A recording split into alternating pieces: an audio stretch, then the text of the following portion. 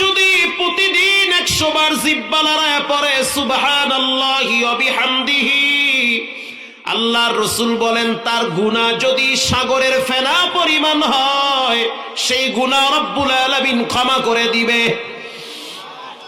গত রমজানে বাইতুল্লাহ ছিলাম, এর আগের রমজানেও ছিলাম, এবারও যাব।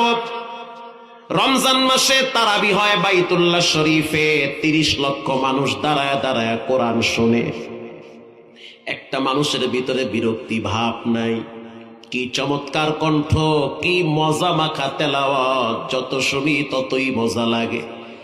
নামাজ শেষ হওয়ার পর বেতের নামাজে যখন তারা দোয়া করে, সেই দোয়ার ভিতরে দেখি এই দোয়াটা বেশি পড়ে, সুবহানাল্লাহি ওয়া বিহামদিহি সুবহানাল্লাহিল আযীম। বুখারী শরীফের হাদিস, কোন যুবক কোন যুবতী যদি হাজারো অপরাধ করে, পাপ যদি সমুদ্রের ফেনা পরিমাণ হয়, আর যদি সে পড়ে সুবহানাল্লাহি ওয়া বিহামদিহি, আল্লাহর রাসূল বলেন সমুদ্রের ফেনা পরিমাণ পাপগুলা রব্বুল আলামিন ক্ষমা করে দিবে। যাও, মাফ করে দিলাম।